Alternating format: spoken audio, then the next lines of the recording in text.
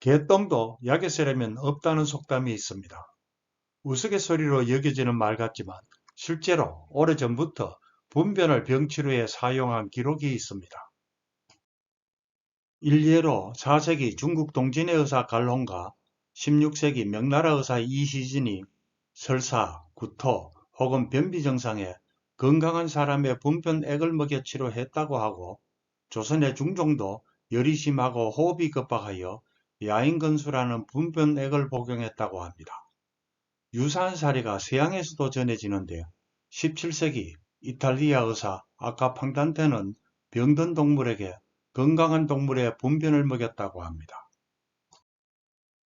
그렇다면 과연 분변이 효과가 있었을까요? 아마도 그 효과를 믿는 사람은 드물 것입니다. 그러나 놀랍게도 최근 10여 년간 쏟아져 나온 연구 결과에 따르면 분변 치료가 터무니없는 것은 아닌 듯합니다. 이런 견해의 중심에는 42부 영상에서 설명했던 장내세균이 있습니다. 즉, 장내세균이 인체의 많은 기능을 향상시킨다는 것이 밝혀지면서 좋은 장내세균을 함유한 대변을 질병의 치료에 활용할 가능성이 더 이상 빈말이 아니게 된 것입니다. 좋은 똥은 약이 될 수도 있다는 것, 이젠 과학적으로 뒷받침되고 있습니다. 그렇다면 요즘의 분변 치료도 옛날처럼 분변을 먹는 것으로 진행될까요? 그렇지는 않습니다. 현대의학에서 분변 치료의 가장 대표적인 방법은 분변 이식이란 것입니다. 이것은 장내세균이 건강한 사람의 대변에서 장내세균만을 분리하여 장내세균에 문제가 있는 환자에게 내시경으로 넣어주는 방법인데, 경우에 따라서는 장내세균을 캡슐에 넣어 복용하기도 합니다. 따라서 분변 이식이 분변 그 자체를 이식하는 것이 아니라 분변에서 분리한 장내세균을 이식하는 것이므로 장내세균 이식 혹은 분변세균 이식이 좀 더 정확한 표현일 것입니다.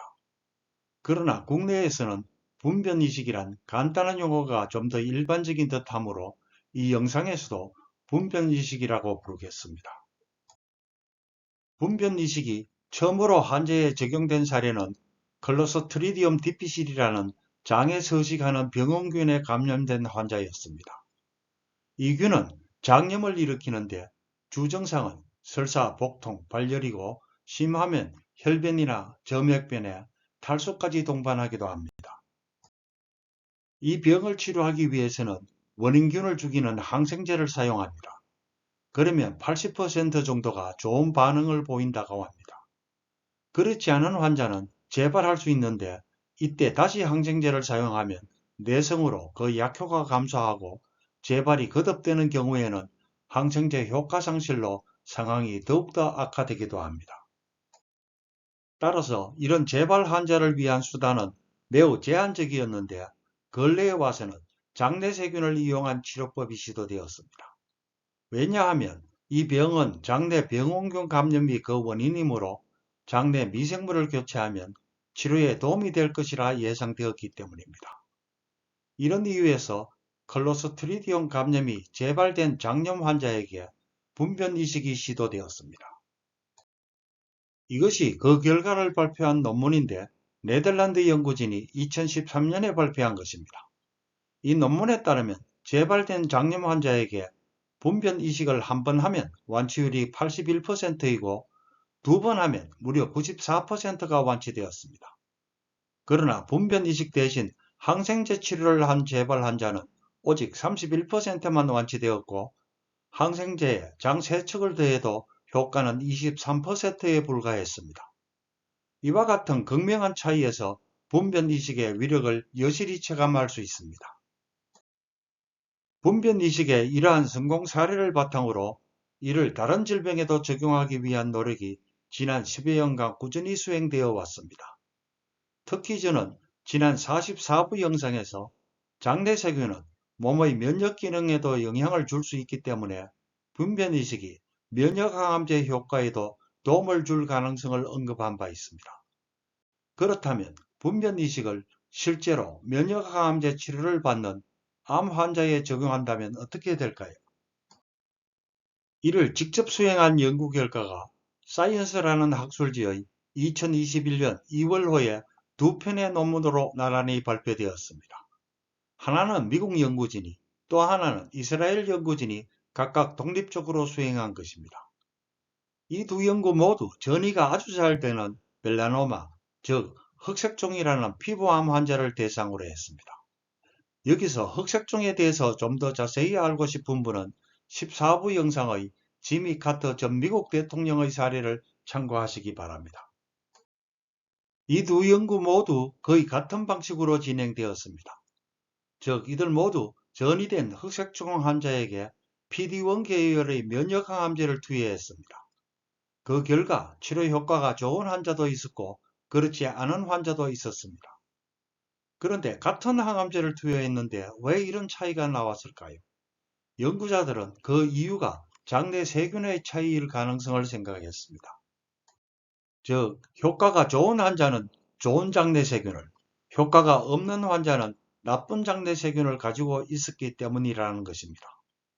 이것이 사실이라면 효과가 좋은 그룹의 장내 세균을 뽑아서 효과가 없는 그룹에 넣어주는 분변 이식을 하고 다시 면역항암제를 투여한다면 효과가 없었던 환자에서도 좋은 효과가 나올 것 같습니다.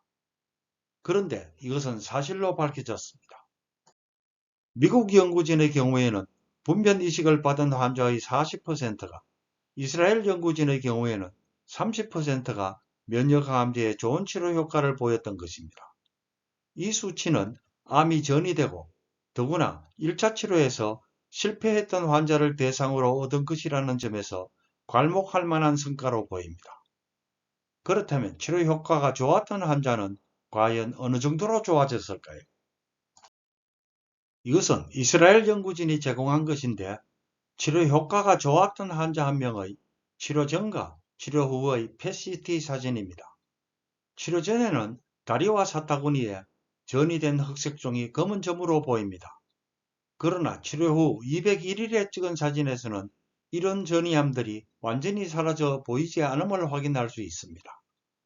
따라서 이 영상만으로도 치료 효과가 어느 정도인지 쉽게 짐작할 수 있으리라 생각합니다.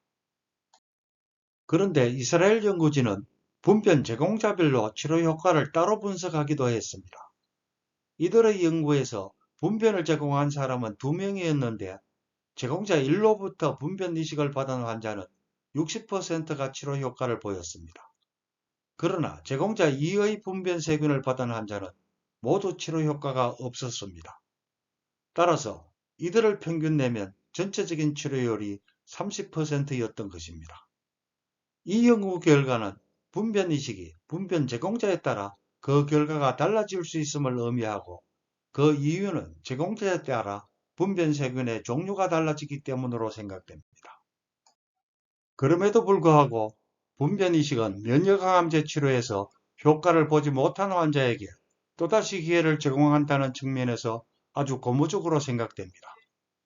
지난 영상들에서 이미 여러 번 설명하였듯이 면역항암제는 완치도 가능한 탁월한 효과를 보이지만 이것이 일부 환자에만 국한된다는 치명적인 약점이 있습니다. 이제 분변 이식의 등장으로 면역항암제 효과를 볼 수 있는 환자층이 더욱더 확대되기를 기대합니다. 감사합니다.